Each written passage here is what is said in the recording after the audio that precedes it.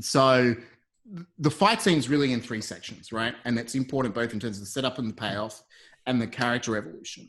And so it opens with, and I'll break this down. It opens with the sequence where the road warrior wakes up after the toxic storm, deals with Mux, realizes he has a problem, which is still chained to Nux. And so this is all the setup. And what is really cool, by the way, I'm not going to flip to it because I didn't put it in the presentation. This shot of him is the sunbathe, the famous Australian photograph. I love that they kind of referencing it. And so you can see the boards through here. He kind of wakes up, erupts into consciousness. That's one line. I love the erupt, but the way they do this in the film is excellent. Okay, so there's something really cool that's just happened here, right? Which you can't even, I'm just going to play it again because this is at normal tempo. And this is what I mean about writing unfilmables. They've actually got these flash cuts of just stuff that they've used. Yeah, volcanic eruptions. Like he took it literally. Yeah, look at that. Yep. Right? And it reminds me of Chris Cunningham's work in, he took it literally. But what is, and then that little shot of him, his face. So the point is, you can write stuff. This is the whole, you can't write stuff that can't be filmed. Man, there's a lot of ways you can film stuff. And that kind of motion and stuff like that. And I'm just slowing it down because you just feel it. That kind of like shock into consciousness you feel. And this film is so visceral, you know. Oh, and I just noticed that shot's him being forced underwater at the beginning. It's just been regraded red instead of blue. Yeah, so it feels like fantastic work. You know, it's just nuts. And it's probably something they discovered in the editing. All right, so this then breeds us. Wait, did I? Okay, I just played it. Okay, so that leads us into this section where he realizes he's still chained to the pursuit car. So this is really important setup for the fight that we're going to see, right? So I'm playing this at double tempo. That's why it looks weird. So he pulls it out, comes in there, and I love that shot of the hand, right? Look how much it closely marries to the storyboard, but also this shot doesn't just see him approaching it. We're seeing it's connected and how much it's chained to him, right? Pulls him out, gets the shotgun's the next beat. So that's the first beat, right? And then we go to the next beat. So this is all broken into very clear beats. Gets the shotgun. They've changed it. So in the storyboards, he actually loaded the gun. They've not bothered to this. Gets it. I love this bit of storytelling, like how he points it at the wrist. We know what he's going to do. He doesn't have to have dialogue. In a Marvel film or something like that, they'd probably find some way, it's reason for him to kind of explain what's going on, you know? And then this bit of storytelling, which is probably, I think, a little bit of a reaction shot, which is important. Like, so we know that he's like prepared to do this. I think could be SFX to do that. Yep. Fuck. Okay. Doesn't work. They've sold it with the gesture. And then he's prepared. And what's amazing is, I don't know if you guys remember this, but like when I saw it in the theaters, the audiences would always be reacting there. They don't want to see Mad Max blow this kid's hand off to get free. And they fully believe he's going to do it too, right? So it's like to not having to explain anything, right? Nothing has been stated. Everyone knows exactly what's about to happen. And then it starts to become giggles as he's trying to bite Nux's thumb off. Yeah, but it is like this shocking moment, and they've used coincidence to get the character.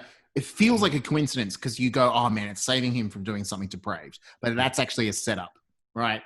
Because then we get into the second beat, which is this great shot of the war rig coming into focus, which they describe. It's like seeing a ship at sea. Yeah. Right. And you can kind of just see it kind of coming in out of the fog. And him making that decision, right? Like that's all in the writing, and it's really well translated.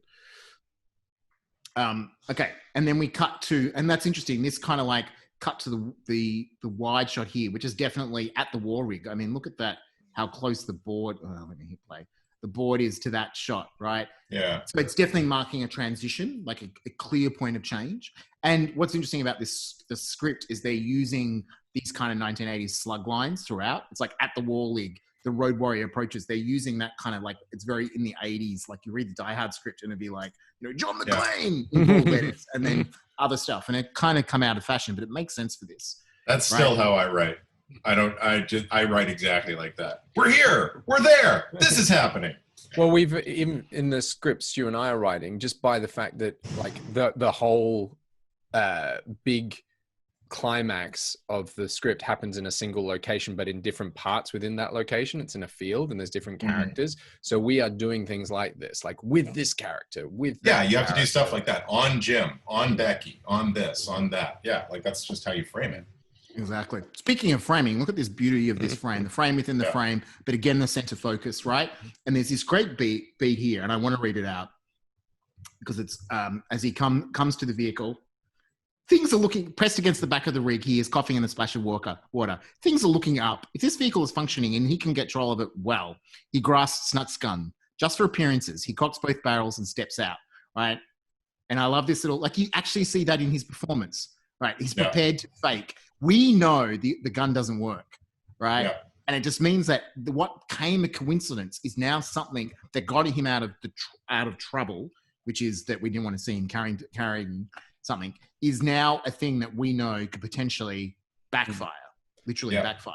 But just going back to like you say it's a coincidence, you say it's Deus Ex Machina, it has let the audience off the hook of seeing Max blow a guy's hand off, but the coincidence is working against him, so it's not a coincidence that's working in his favor, which is something we looked at in our coincidences episode. But also the fact that it's backfiring probably because it's loaded up with sand feels very well seated, given that he's just woken up in a pile of sand and there's just sand everywhere.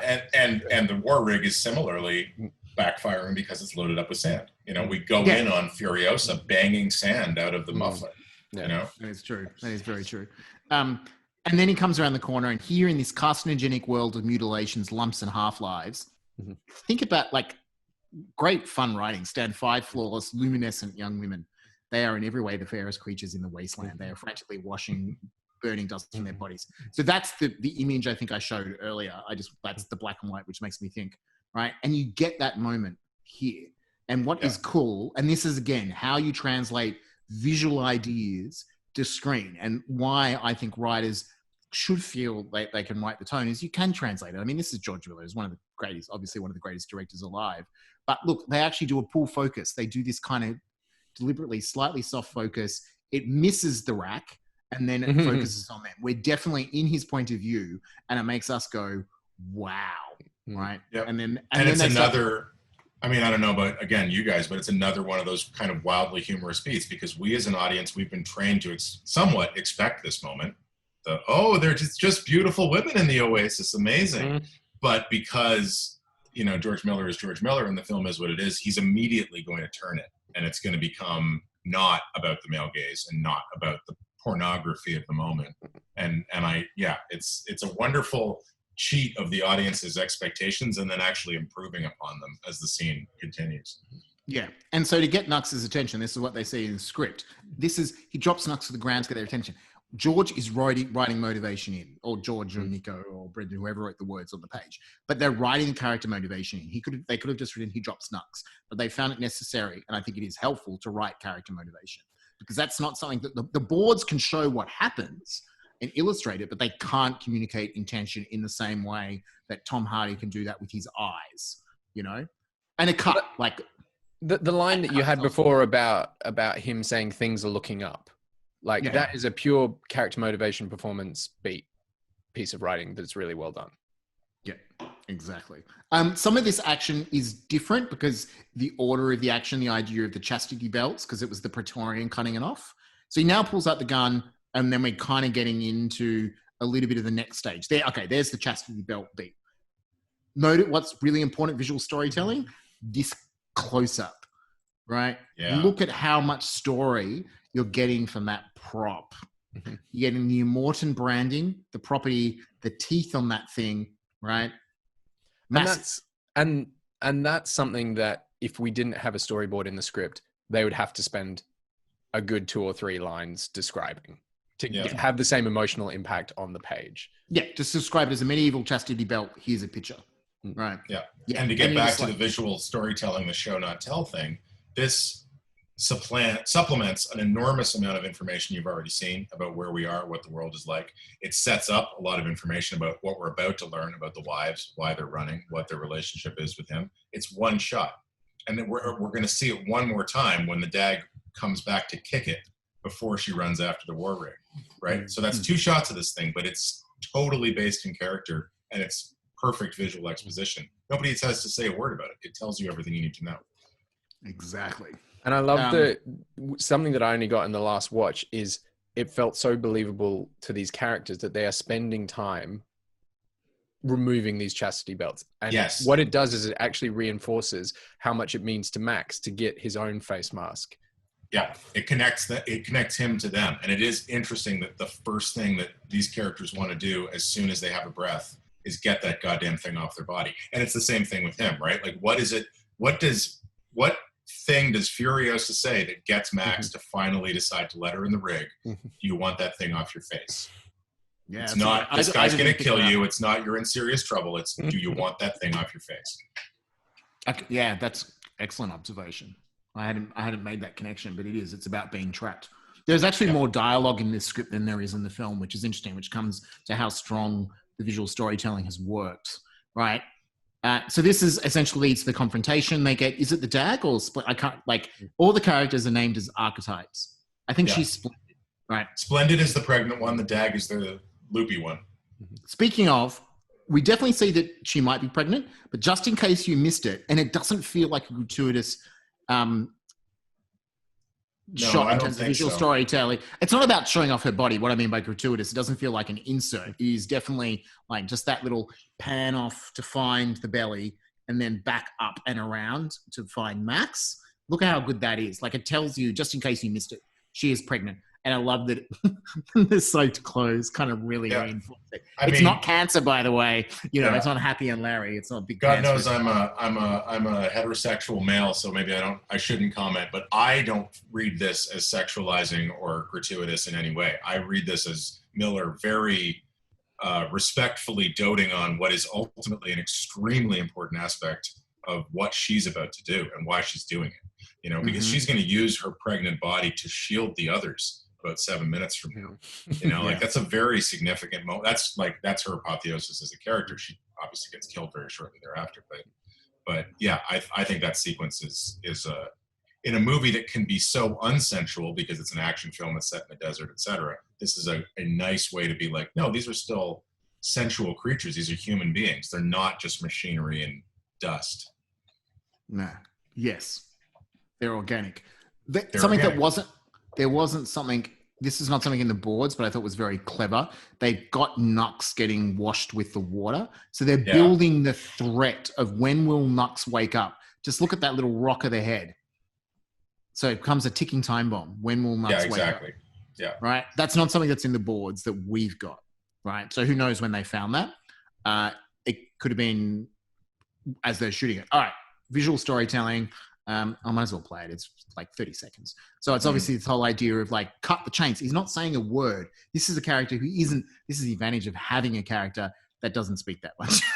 Yeah. Right. He's gonna try and use gestures, right? It's like he's wearing a mask. As if you don't know, Matt, Melbourne, Victoria is compulsory face masks now if you leave the house. So we're all even outside. Wow. Okay. Yeah. Wow. Yeah. Here in Toronto, it's compulsory indoors. It's not compulsory outdoors yet. Yeah. It's when you leave the house. Okay. But this, I mean, speaking of staging, this is a great example of staging in 2 directions, right? Because we have the obvious threat, which is Furiosa's in the frame. We know she doesn't like this. And then we have the we don't know about it yet threat, which is that directly 180 degrees behind us is Immortan Joe's convoy. And the dag, because she's facing us, is going to see that. And that's going to cause Max to take his sight off Furiosa for half a second. And that's all Furiosa is going to need to close that distance right across the axis of action and land right on Max. You know, it's a beautiful, it is beautiful. I was going to say, like, that observation about Furiosa, because as much as we're talking about this film without center framing, it's still making you, because of the lines, look at that little gun, like that line right there in the composition from the gun to Furiosa, right? Yeah. So we still see her, even though the dag grabs our eye. Is it the dag or is it capable? I'm not sure. No, that's the dag. It still makes sure that we notice Furiosa and the contrasting colors. The others kind of blend in with their environments a little bit, and they might have actually hazed them up to make sure that we notice Furiosa looking fucking pissed off. And also carefully hiding the arm so they don't have to CG in the CG out. Yeah. They save themselves thousands of dollars on that shot just by obscuring it. Definitely. Just shuffle a little bit to your left. We don't want to do VFX on this shot. But it is also drawing our eye. It's making you go, like, look for her, like, because you're struggling to see her. It's making you go, oh, where is she? Where's she going? Like, when's she going to come out? Mm-hmm. Oh no, it's still there. I was wrong. They've done it at the head of the shot. Anyway, it just felt like one of those decisions where they're like, can we stage it in such a way to save us money? Oh man, that hair would have been a nightmare rotoing that. Okay, cool. And then we get into now we're building in the threat, the ticking clock. So we got Nux and we got the ticking clock.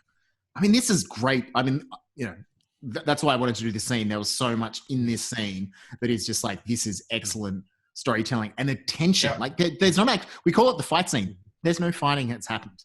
It's just a really tense sequence. Yeah. Her struggling. There it is. Like, right there. He's taken it. He literally, you see his eyes move. He takes his head left in like a half a second and she's already moving. And again, frames within frames, George finds her between their two bodies. Yeah. And we know to look for her because we've cut to her. We got him glancing down there. Ow. And then it's a reveal, isn't it? Yeah. And it's center frame as well. There it is. Boom. Yeah. And she's already out. Oh, God. Yeah. It's just flawless staging. And again, using that line of action between her and them and the convoy. And the camera. And the camera. Because the audience is generally looking at us from the direction of the convoy at the action. So we're basically, a lot of the line of action is going straight through the camera in a lot of cases. Yeah. So good. All right. So that happens. And then what happens is it's a very clever shot, which is not in the boards, right? So you can see these boards here. You go, oofed. Fool, underestimated them. I love that. Before she knows that she has the gun in his chest, they've found a cutaway. Again, it seems like one of the revisions they did is to keep the threats of Nux. So he gets pulled forward, but cleverly it's sympathetic to, and the doors in frame as well, because that becomes a device. So it bonds him, literally bonds him to Mad Max, right? Yep. And one of the things that I found really interesting about watching what's going on is there's an actor's exercise where you get elastic. So if you're rehearsing a scene, you actually get elastic of different tightnesses between two actors and you get them to run the scene. So they can feel like if they're getting pulled together, like it forces them together, but you're like, you two do not want to be together, but there's a limitation to it. And it reminds me a lot of that doing the chain thing. Because Nico, who's the one of the co-writers, is a dramaturg, and it wouldn't surprise me if they did that kind of exercise with the actors. Right. Okay, cool. This is the gun, and then this is the pay. Oh wait, has she pulled the gun in yet? Did I skip that? No, not yet. She's still trying to use the shotgun because she doesn't know it doesn't work. Okay, cool. So she grabs it. Yeah, here we go. Click, click. If the gun was working, he'd be dead by now. Yeah, there we go. That's the cool little moment. And we get that in a close-up, and he knows it. So we got the payoff. And you just get that reaction shot of her. So good, right? And then they do the chains. It's becoming an element. They're becoming involved, the brides, right? And they're pulling him back. I like how they're fighting over the gun, even if it doesn't work, right? And you get that great shot of Max. But this is a pivot. And there's a couple of what's called the pivot, which is essentially it's a shot because it's a single, allows you to kind of play with screen direction, you know? So it kind of lets us reestablish screen direction a little bit because we're coming around. He's flip sides and now we're facing towards the convoy, right? And there's some interesting, and look at the detail. That's why I'm playing this at quarter speed. I didn't even pick up the fact on the watch that she throws them. Look at that. And throws them the range, or the bolt cutters. Sorry. Yeah. Boom. And then Nux is activated and gun out. Look, I'm just talking through the amazing stunt choreography because it is just awesome, right? And how, like, the fierceness of the fighting. But here, this is why I showed it. They've actually, there's a continuity error here. A cheat. You don't get, it's a cheat. Because she's in between. Nux is to the right, Max is to the left. And they're parallel to the war rig, and here they're perpendicular to it. Yeah. But it's the war rig that makes it all work, right? Like you're in such an abstract space. You just have this one anchor object, which is the war rig. So you can get away with a lot of that because the general understanding of the space is maintained by the position of the big truck. I think the specifics just don't read because it's so fast. Oh, yeah. The speed is what gets you away. Yeah. Oh, yeah. It was only when I was going through this. But what they've done, and this is an editing thing, not a screenwriting thing. This is another pivot on her. Because by keeping her center frame and coming around there, they can reestablish geography when they go to the next shot, which is what we'll see. Sorry, I'm just... Draft Zero, an editing podcast. We've been wanting to do a Take Zero on screen directing for a while. So this is like a taster of what I would love to do. All right, obviously I'm playing that at double speed, but you said Anna was laughing at the inclusion of the car. And for the record, my wife is not someone who has a dark sense of humor or enjoys violence in movies or anything like that. But the use of Nux and the door just had her giggling in this. Yeah, it's so good. But it's a setup. That setup becomes a payoff, and they're using it. It's a really clever way to do the fight, right? But now things have shifted, right? Is that in the storyboards and scripts? No, that's why I'm not showing it. All this stuff, basically Nux tackles. She goes for the gun and Nux tackles her. That's in the boards that we've got. So this is an addition. And obviously it's part of that idea of them just using everything that's available. And it's a really good reference, I think, for fight scenes. That idea of the characters just grab what's nearby and they can create so much energy. There's that, it reminds me of that great moment in, was it Born... The second one? I can't remember the second Born. Supremacy. Born second. Where he uses the newspaper, right? Like grabs up that magazine or the newspaper and punches up and whacks the guy. Yeah. Same kind of idea. And it just makes it, I don't know, there's just something that's really cool about it. Again, Nux is dragged, but we know the tempo's slowed down and we know Nux, look at that, he's awake now. I love the way that it connects the two characters. Their fates are intertwined. Look at that. Right. It's the eyes all lined up. They possibly reposition that stuff. And then here we are. She's going for the gun. And I love this bit.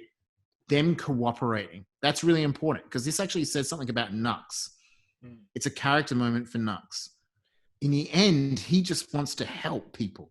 Right? Yeah. I think.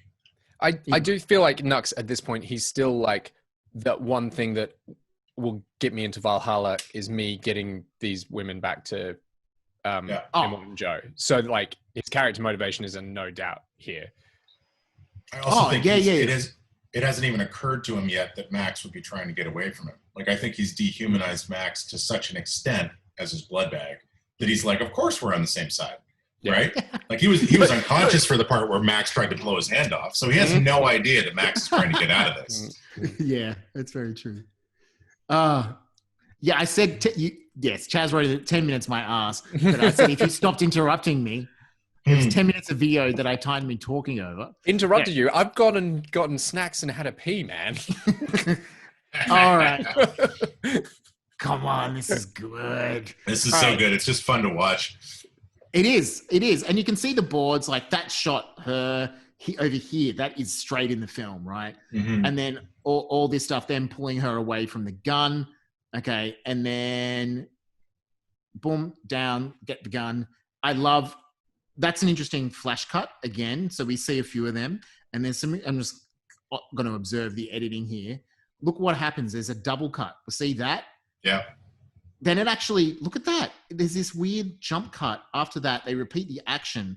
I put that in there because for me, as an editor and a director, I'm like, I should try that. That's a really odd choice, but obviously it makes the jump cut work. But what's interesting is I think in terms of the backstory of the character, he's done something that has led people to be hurt. It's not that his wife and child were killed. He went to help someone and shit went bad. That's my interpretation of all these flash. Yeah, that's my interpretation as well. I don't think it's ever been clearly defined, but yeah, that's what I think this kid represents. It's really weird to think that his son just became a daughter. So let's go with it's somebody new. Yeah, it's people he tried to help and he's ended up dead, so he's better off being by himself. Anyway, it all works with her kind of pushing him up against the gun, gets it. And I just love this moment. I'm going to play it. The center framing of how standby props or whoever got that to land so perfectly. It's the kind of thing that Fincher would have done digitally, like he did with the mobile phone in Panic Room to make it land perfectly. And they somehow did it for real. Who knows? Cool. This is great. It's all in the boards. That's why I fast forwarded through it. But this is this character moment here. Again, this teamwork stuff. Rolling. This is all cool. In the script, she grabs the chastity belt. And in the boards, she grabs the chastity belt and whacks him with the chastity belt, not the hose. Right. But fluids, this. Nux sliding in. Hey, here you go. Here's the ammo. And then the best gun loading moment maybe ever. Just gonna slam it into your hand and then fire off 3 rounds.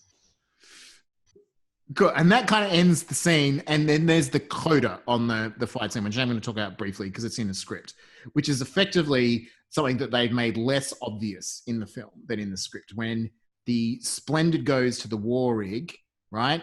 In the script, no warning shot, just shoots the girl in the leg, in the fleshy part around the calf, enough to make her stop. But damn her, she keeps going as gutsy as you please. She's daring him to shoot again, right? In this, it feels like they made it feel more like an accident. That's my interpretation of it. Like he's fired around her. And it plays much more as not deliberate. Yeah, like a warning shot that went wrong.